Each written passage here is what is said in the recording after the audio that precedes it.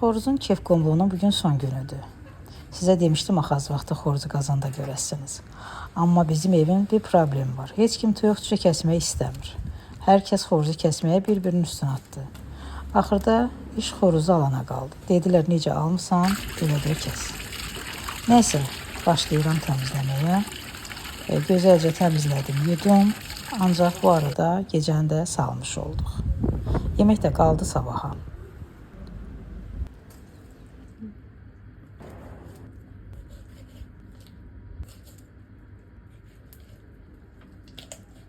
Artıq yeməyimi bişirməyə başlamışım.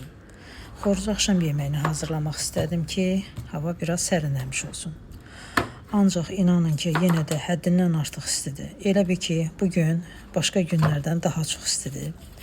Bəlkə də mən iş gördüyüm üçün, ocağın qırağında iş gördüyüm üçün mənə elə gəlir. Amma həqiqətən çox istidir. Nəysə, artıq keçmiş ola, başlayıram yeməyimi bişirməyə. Xoruzu da dədə-baba qaydası ilə bişirəcəm. Özü də ocaqda bişirmək istəyirəm. Mən ocaqda bişən yeməyi çox sevirəm. Uşaqlarım da çox sevir. Həm də illərdir ki, belə bir yemək hazırlamırdım. Həyət evimdən istifadə etmək istədim. İllərdir bina evində olduğum üçün demək olar ki, belə yeməklərə həsrət qalmışdıq.